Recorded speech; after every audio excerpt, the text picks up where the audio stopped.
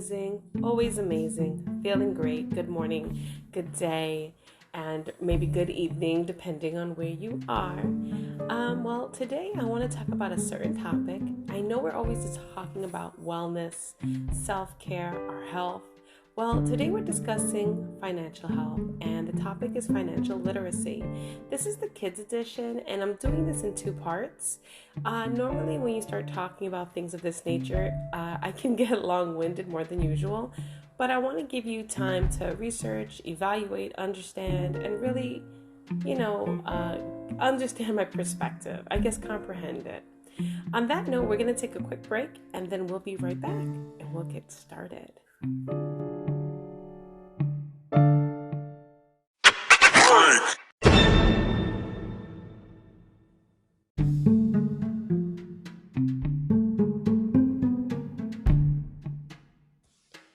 Good day. Welcome back. Thank you for being so patient. So, financial literacy, what does that actually mean? I know a lot of you may be asking, or some of you may be actual gurus about it. Well, financial literacy is having the ownership of skills and knowledge that equips you with making, an educated and valuable decision or choice based on your finances, regarding to finances. So you completely understand financially and comprehend what is being discussed. Now, as an adult, some of the issues that you may come into contact with is your first job. You get your paycheck and your money's missing. And you're like, wait a minute, I get $10 an hour, I work 10 hours, and you do the math, but you're shortchanged. You don't know. You're missing the taxes part and the deductions part of those checks. That's an example. But what I think is, why go through baptism by fire when it comes to your money? Some things I think you got to feel the burn. But for most things, having that information ahead of time really is a lifesaver. I call it a life hack. Understanding how to balance our budget, pay taxes, bills, and all those different aspects, which can sometimes feel like it's basically falling on top of our heads. It's good to kind of know and have a good solid foundation there. And there's so many tricks that I always try to express and different things that we speak about. But in this particular instance, I have 3 sons. And they all want things. Some of them want video games or computers or sneakers or whatever it is.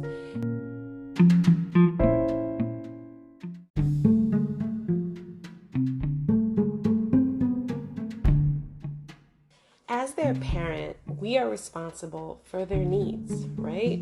So we basically provide shelter, we provide the overall electricity, phone, all those things. But there's things that they want that it's outside of shelter, food, clothing, and entertainment that we are supposed to provide. It's things that they really, truly, it's their wants, needs, and indulgences. I guess you can say, let's take it back a step to one of my other episodes. So that's kind of your understanding of their perspective, your children. But how do we compensate that? So, have you ever worked in an office and they were like, hey guys, who wants coffee? Go get coffee. Take it from petty cash, or I'll expense it. Those ideas are allowances. And that is something that I utilize with my children. I love the concept, and for me it has been working for their whole lives.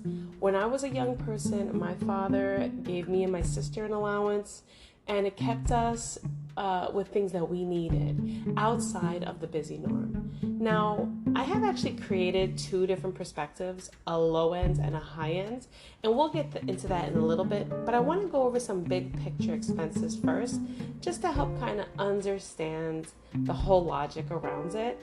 I also want to mention, when you find something important, a family value or a norm, your children adapt that. For example, maybe saying grace or wiping their feet. When you act that way and place that energy on their finances, they understand it. What kind of happens in most families is the one parent takes on the chore of balancing the budget and paying the bills. And it's their stressful time of that part of the month. If it's the first of the month, the middle of the month, whenever those bills are due. And they feel the stress, which creates a fear, a subconscious fear. why put that pressure? Why not re-engage? I like my children to always be part of the conversation. Sometimes I'll say, okay, enough, pipe down. But there are times that I need their input and I need their take on things. And there have been many situations where my oldest son has found financial discounts on certain products that we're interested in. So it's good to have that insight, and it's good to equip your children with that type of vocabulary and that you can leverage their knowledge. They may be children, but they may offer you a different insight or perspective that you're not looking at, and maybe even kind of take the stress factor off, although it may not seem that way. Well, when all my children were born, immediately I started insurance accounts for them. And I've mentioned this many times before, but I'll dive into deep about that in a little bit, but keep that in your pocket for right now. The other thing is, when they were about 5, each one, they got like their first wallet. And that was a big pride thing where they knew they had their own credentials. When they got their first wallet, what was kind of funny is they got their first library card around that time, and maybe they were beginning to read.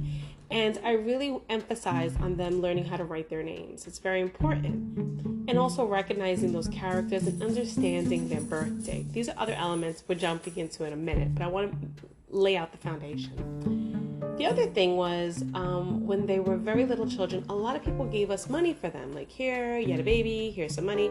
So sometimes you go out and you buy what you need immediately. But I've always been a nester. So before my children were born, when I found out I was pregnant, I started buying wipes on sale, stockpiling diapers. So by the time I had my children on all 3 occasions, I had a stockpile.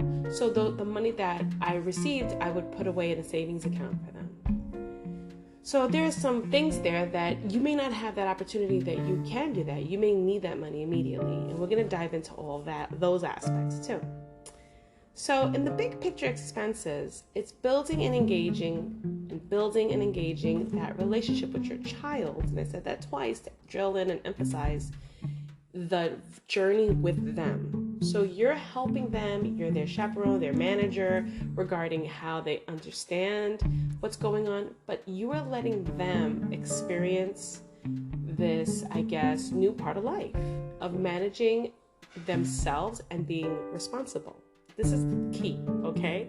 The other thing is, for all my children, we've always had an open dialogue, and I know I mentioned this before. So my big picture expenses and expenses that I'm about to dive in, I call the bank rules. They know about everything I'm talking about today. You can ask them and they know. My oldest is 12, my youngest is 5. Financial literacy is just as important as English, math, science. It's things that you need to know that really aren't taught to you. Okay, so bank rules. We're going to dive into the big picture. The bank has rules and regulations set up through bureaucratic systems in the United States that have always been intact. So we know we're given 3 things in life, and that's birth, death, and taxes. So I always drive this in. So the first thing with the bank rules is some accounts, whether it's your savings, checking, or insurance account, offers interest rates. Some can be at a 0.001%, most are like 0.06. Some can go really high depending on the rewards. So the bank rules, the payout can be annually, it could be compounded daily.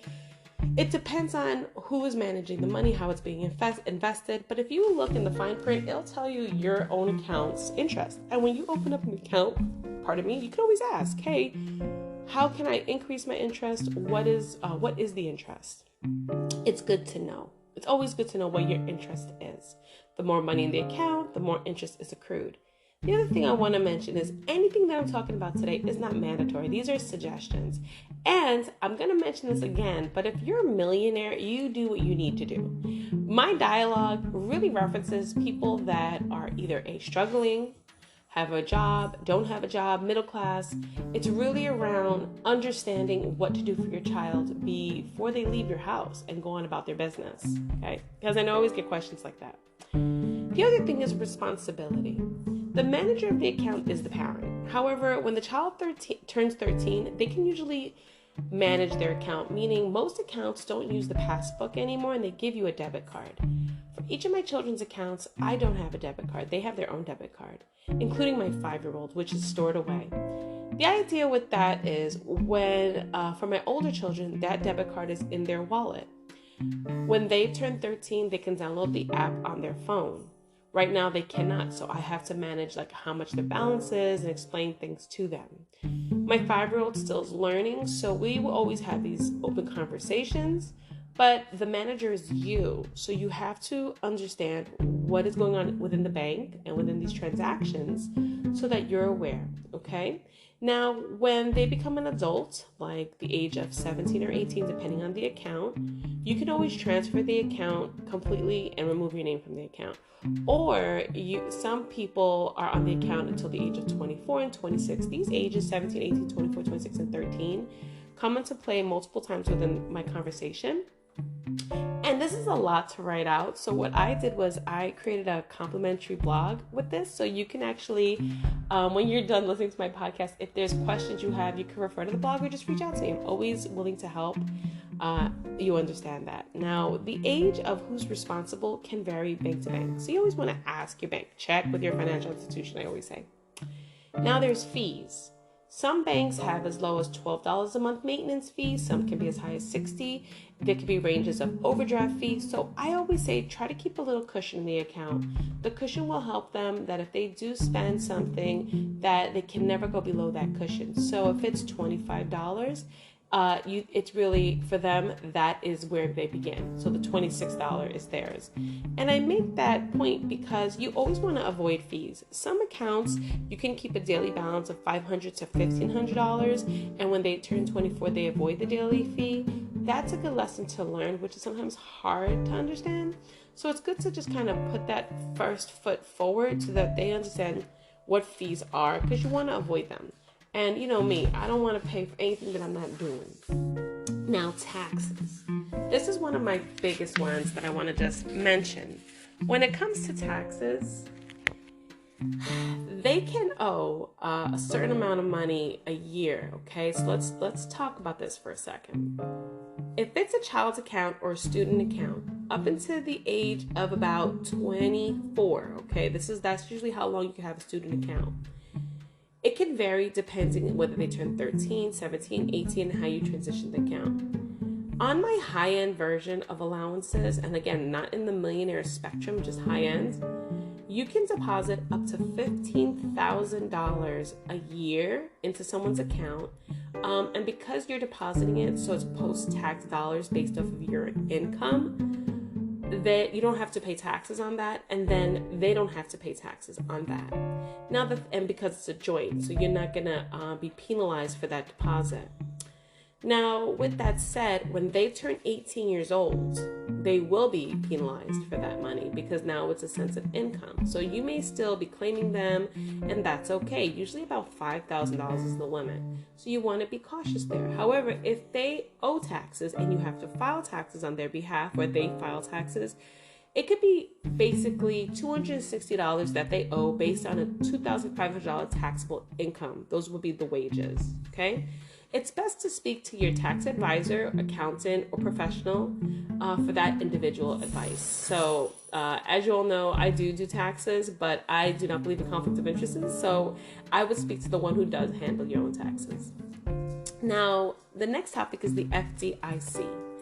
The fiduciary allows any bank account to be covered up into $250,000. Now you're like, whoa, Fanny, I'm not going to deposit that much in the account.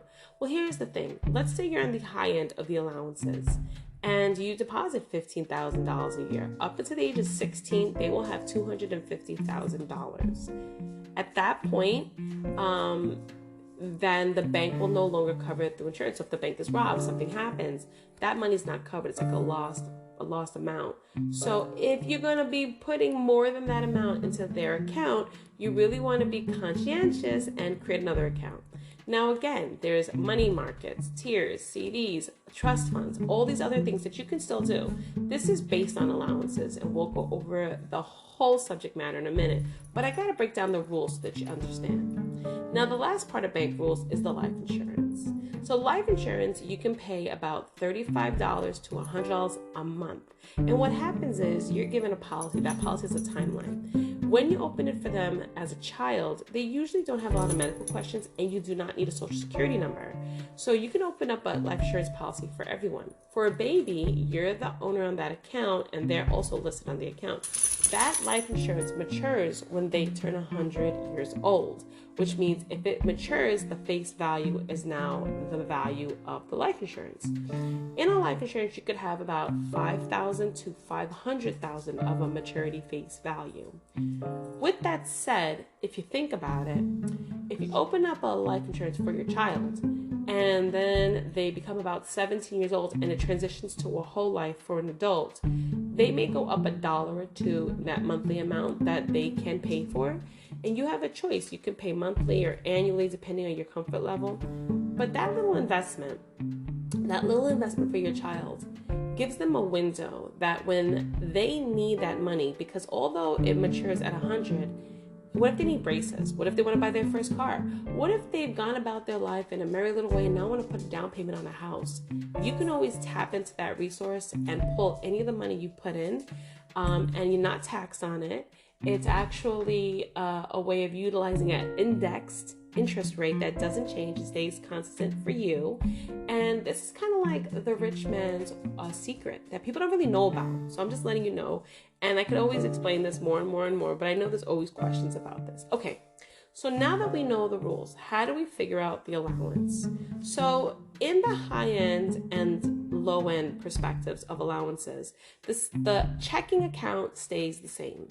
So for the checking account to work, this doesn't change whether it's low end or high end. What happens is in the checking account, there's a checking, a savings, and an insurance. Those are the three different types. You can do all three. In the checking, it stays the same for any child, whether you're doing a low-end version or a high-end version. And this is play money. This is money that you're putting in an account. It's not a lot of money, but it keeps them kind of off your back. Can I get a candy? Can I buy a comic book? Can I get those Pokemon cards? Do you have your allowance? Do you have enough to cover it? Those are questions that you're asking them back. They're not open-ended, they're direct. Okay, did you save money for today knowing that we were going to go out shopping? Did you bring your wallet? You can't buy it. You didn't bring your money. So now you're buying whatever they want. Their cereals, their, clothing, whatever it is that you're trying to provide for them. But you're redirecting the financial responsibility onto them. Oh, I didn't bring my wallet. So sometimes their credit is good with you and you can say, okay, listen, I will pay for it today, but you got to pay it back in your allowances. Or sometimes you're like, look, you can't get it. Next time we come out, don't forget to bring your wallet. And my kids know it is a standard in my house. Wallet, phone, keys. Always. That is always. Sometimes a chapstick. Sometimes, that's always pretty much consistent. Wallet, phone, keys. That's how. It's an Adam Sandler song. It's very consistent with my sons. So they know. Okay, if I need to bring this, and if we're driving somewhere long, headphones. But if I always try to be consistent with them. So the savings account is where it branches into either low-end version or high-end version.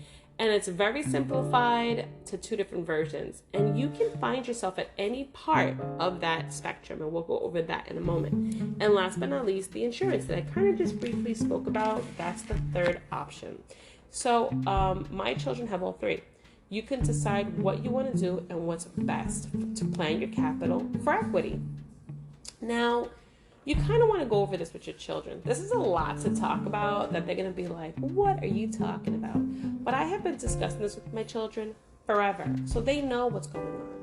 So let's talk about the savings account first, okay? This is where you make a decision for low end and high end. If you decide to do the low end savings account, when they're 0 years old and you have a social security card, because it has to be when you cannot open the bank accounts for checking and savings unless they have a social. All my children have a brand new birth certificate, a social security card within a file that's not touched. And I made it very clear that they will not get it until they're about 26 years old because I want to make sure I protect their financial assets. So what you do is you make a decision. If you're doing it the low end, then you want to put $125 at the beginning of this account. $125. That's it. You put it in and you keep it moving. $125. When they turn 18, you put $500. Most banks give you about a $500 minimum daily deposit. So that's all you're putting in for this low-end policy, or low-end allowance, I should say. A total of $625. Now, they may get gifts from their uncle, from abuelita, from tia, cash money. Those we're going to go on talk about in just a moment. But to be clear, that's it. Now, you can always put more in there, but it's really as a lifesaver. It's kind of like if they overdraft on their checking, you have a backup plan. That's it. Okay, so you're like, wait a minute, how much for 18 years? Yeah, 18 years is 125. They turn 18, 500, you hand it over. And that's their savings. It's really not a lot, but it will grow based on other information I'm going to talk about. Now we have the high-end version. The high-end version is the same thing, $125 at year 0. But what happens is every other week you deposit no more. So let me express this. You're depositing not a penny more than $576.90. So now you're probably thinking, wait a minute, Fanny, I'm not putting $500 in that savings account every 2 weeks. No, just in case you're not understanding. You could put whatever you want bi-weekly, but it can't be more than $5. If you want to put $1, you can put $1. If you want to do whatever it is, but the constant or consistency of that deposit needs to happen. So you're depositing and you teach them every 2 weeks, you want to put a little bit of money away. Okay. So if it's $2, if it's $3, if you have the financial wealth and flexibility to put $576.90 into that account, what will happen is at the end of the year, you will have about $14,999.40. Remember what we spoke about in the beginning, taxes. You don't want to go over $15,000, okay? So you may not put that much, but if they get like a $2 here, maybe someone give them $1. Hey, we're going to go to the bank, let's make a deposit. Hey, we could transfer this online. You want to get them in the habit of, let me put my money away. Let me tell you why. Every time I have cash, I always stash my cash, change, stash it away. Then I get a pile of cash at my house and I deposit it. Sometimes I do other things with it. I'm like, okay, I'm going to do this with this money and that with that money. And I put it away. Constantly thinking about, let me put this away for when I need it. There's times that I invest. There's times that I do many things with my money. But I always am well aware that, I have money right there. I'm good. So I never have a problem worrying about where things are going to come from. Even when me and my husband didn't have 2 nickels to rub together, we knew we had 2 nickels to rub together. So our bottom line still has room for cushion. Okay. So in a lifetime, which would be 0 to 16 years, that savings account would have no more than $250,000. Now, can some of you afford that? Some of you maybe can. Some of you don't even realize that you have the flexibility to put a G a month away in the bank for your kid. And if you can do that flex, do it. And if you can't, don't feel bad about it. Because that's how life is. So you decide which is the best for you, or are you somewhere in between? Okay. Now, the bonus to that is, let's say your child loses their tooth. So in my house, we base the amount you get on that tooth is how old you are in that moment. So if they're 5, they get $5 for that tooth. Now, when I was a kid, I got a nickel, a quarter, whatever it was. But for my kids, it's $5. Now, if you base it $5, 20 teeth, that's $100. 9 out of 10, you give kids money for their tooth, they lose the money. You're cleaning their room, you find $1, you know they're not going to a club, so where they get that? That's the money they got from their tooth fairy, right? Or whatever you practice in your house. That money, too, you could deposit it in your savings account, okay? Now, we have the insurance that I mentioned. The next part is the checking. This is the part that it gets exciting. This is the part that is kind of kooky. And it's really not low and not high end. It's just a consistent amount. Now, this first number may blow your mind, but I'm just going to throw it out there. When you open up your kid's checking account, you're going to do one of two things. You're going to either put $25 in or $1,500 in. That's it. You're not going to put any more than that. So if you want to put $1,500 in now, you can, or you can wait till they're about 18 years old and you transfer the account and you put $1,500 in then. Or you can build up to that amount, because by the time they're about 10, they'll have $1,500 if the account is untouched. The reason why is when this account transfers over to them as an adult, they will be financially responsible for maintaining that daily amount. How can you avoid paying that daily amount? Well, if they have a job, what you can do is have them do a direct deposit into their account, and that will avoid that fee, right? Which is actually the maintenance fee, the monthly fee. Now, we're going to dive into checking, but let me give you guys a moment to catch your breath.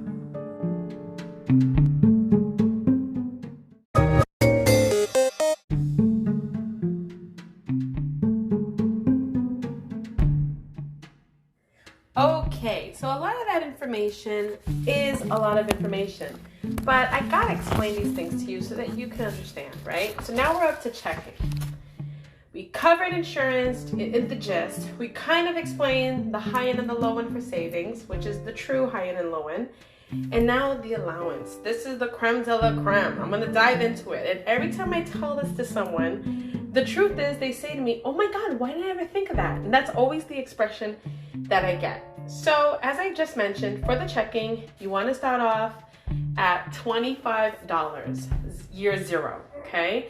Now, you can go ahead and deposit $1,500 in there, or you can just wait till they're 18, because that is like the daily component that will be needed to avoid fees. But the fees really won't be charged until they're about 18.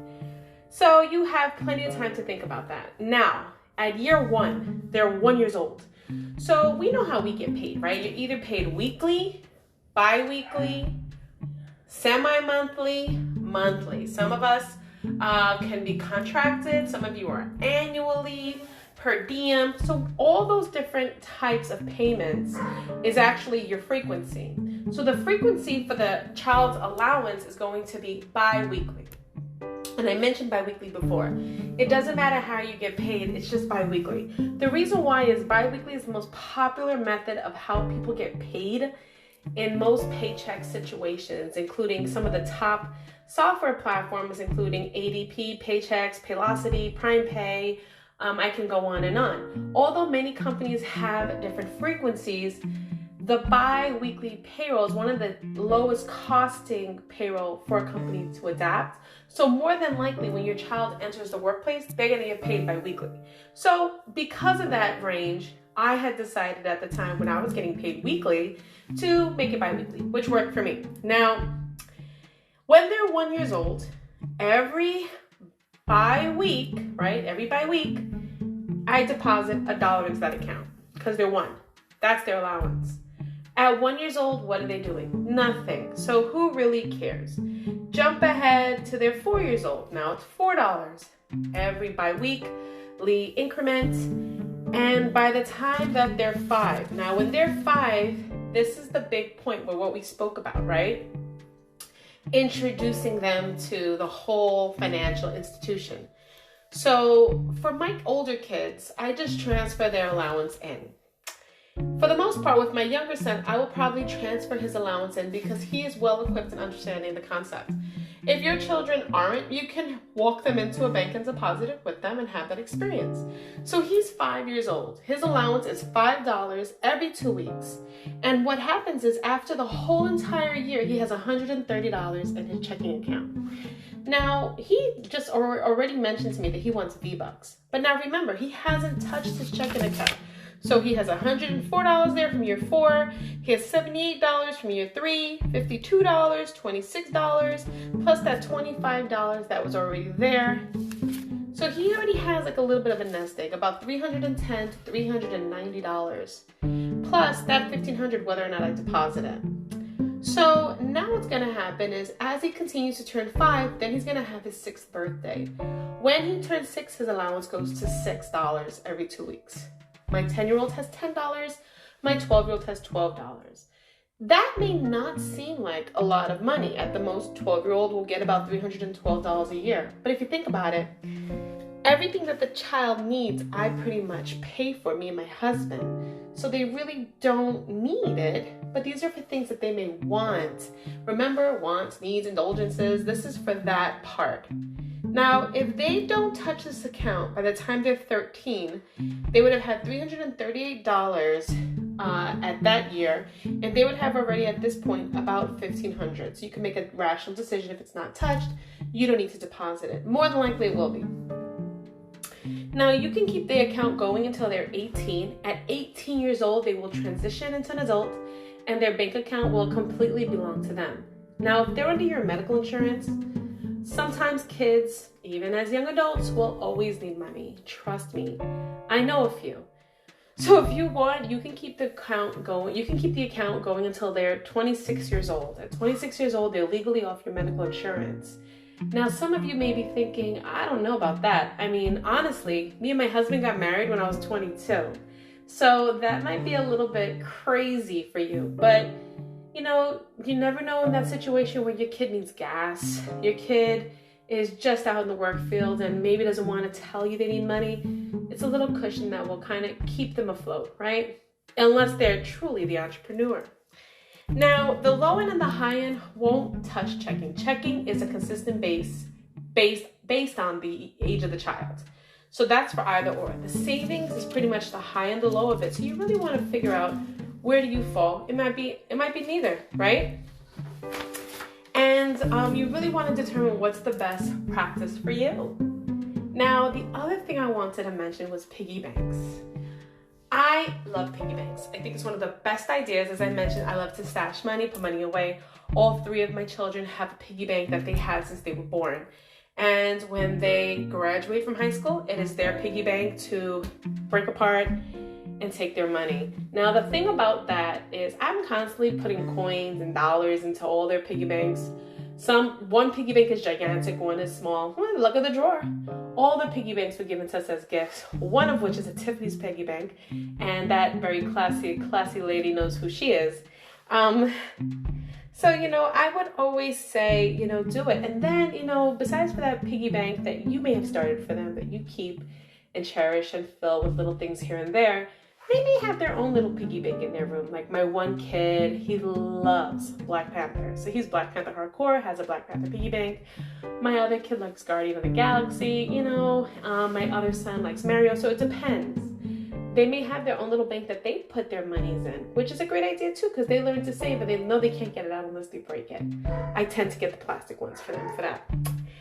But what they can do is when they do decide that they're going to take this money out, in my house, we have something called the 2/3 policy, and it's a strategy.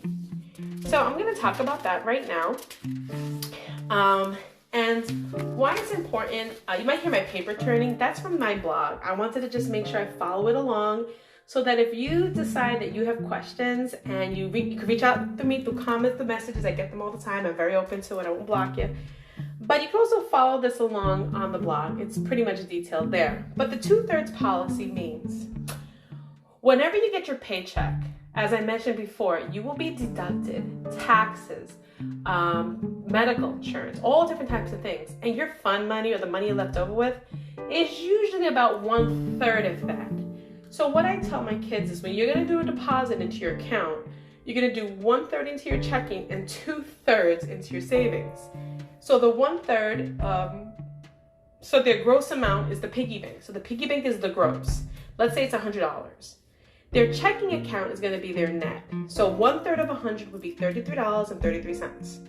2/3 of the $100 into their savings, which I call like the bills or the deductions, will be $66.67 out of that. So out of your 100%, 1/3 goes into your checking, 2/3 into your savings. That way you get used to the mindset again of rationalizing how you're spending. Because let's say you're like, well, I got $100 right now, but now I tell you can only spend 30 of it. Now you know you got to work harder, save longer, right? That sucks, but that's reality. Now again, if you're a millionaire, you do you. But for the regular $100 or $10 errors, we got to be reasonable. And we can't teach our kids that when they have money, they blow it. Something about me, and I mentioned this before, whenever I'm feeling charmed, I go and I buy a lotto card and I always win. Always. I don't know why. $2 cards, $5 cards, I always win. But I don't do it too often, right? I usually just play lotto, which I never win.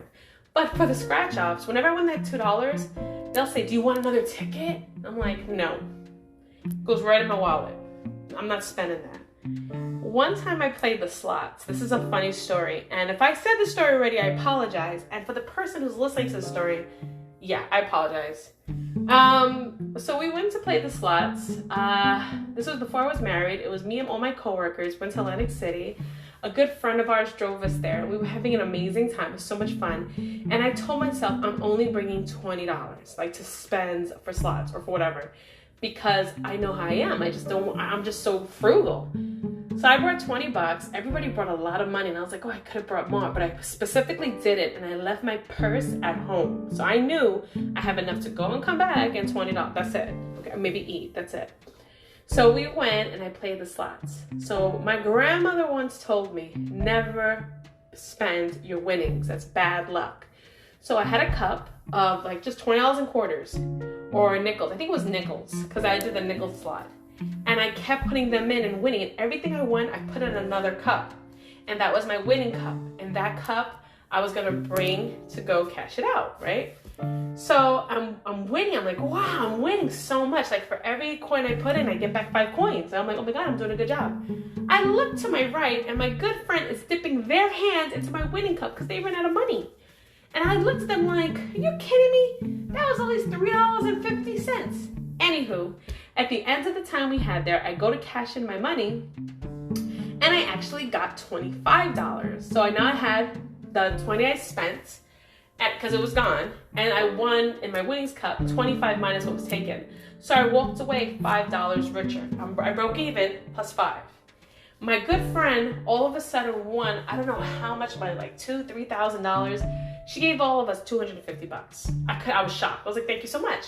So, the karma was out there. The positive karma was out there.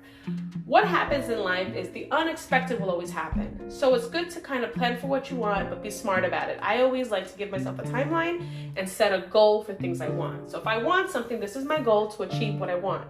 That way I could figure out in between how am I going to do that? How am I going to have $5 for that event? Well, this is what I need to do. How am I going to have $5,000 for this event? I like to plan this way, and I also like to not have debt. So we all have debt, right? But I like to make my debt very minimal, and 9 out of 10 I pay everything cash. So if I need something, if I use my Capital One card, for example, immediately I go online and I pay that bill because I won't spend the money that I don't have. These are financial things that we're going to talk about as we go through these financial literacies. But for the piggy bank, that 2/3 policy, take it with you in anything you do. You're gonna go shopping today. You have $100 in your budget. Try to spend 30. See if you can keep it low, and then whatever's left, put it to the next run. Try to figure those things out. Now, if you can't, like my family, we always go over in the shopping for food. You can't do it, right? And here's the other tip.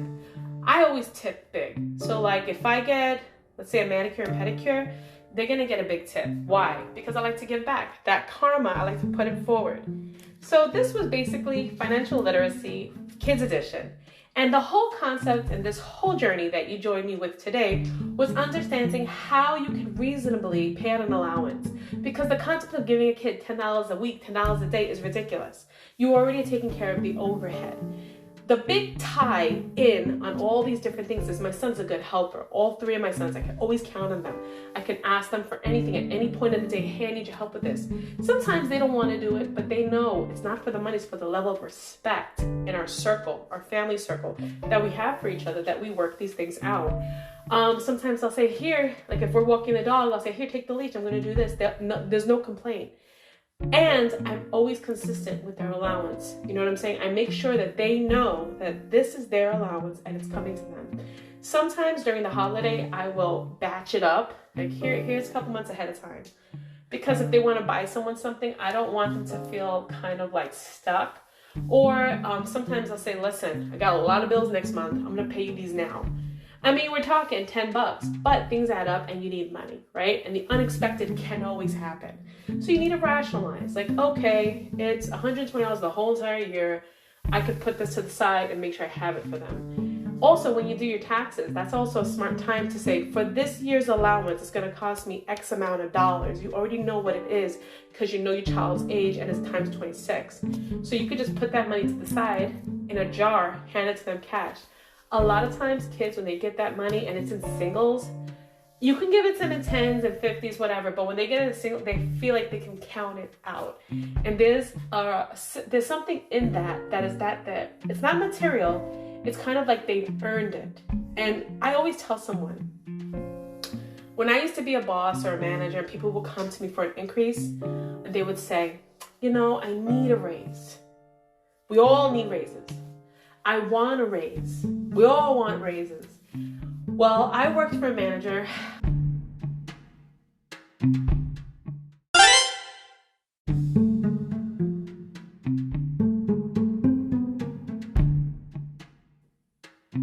His name was Tim. And one time I said to him, I earned this raise. And he was like, Fanny, you got the raise. How much do you want?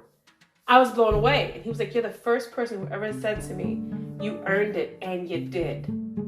That raise felt more valuable. I think at the time I was making $7 an hour, and he bumped me to $8 or $8.50. But that raise at that particular point in my life pivoted the way of thinking. Yeah, we all want raises, and yeah, we all need raises or a certain amount of money. But why did you earn it? Why do you deserve it? Why should you be given it? My kids know their work is their school. They have to maintain an A. I said this many times. Don't come to me with the B unless you have a real sorry story. A real sorry story. My father used to always say, I don't go out to buy spoiled milk. I work hard to buy fresh milk. If I bring spoiled milk to this table, you're not going to drink it. It's a waste. It's a waste of an education. Why can't you get to that level of excellence? Now, for kids that have learning disabilities and other things, I get that. If you know that you can do it, I always tell my kids, strive. If they're giving extra assignments, strive and do it. Work through that. Because when you have a job, you want that to come naturally to your perspective, where it's no sweat for you to do the mediocre job level, to do exactly what it is that's still excellent to someone else. You want to start there, and then you can dibble dabble extra when they're worthy of that attention, right? Exactly. Switch up it. Guys, thank you so much again for joining me on this journey of Fannytastic Life, talk about financial literacy for your children. Stay tuned for part 2, coming soon. Bye now.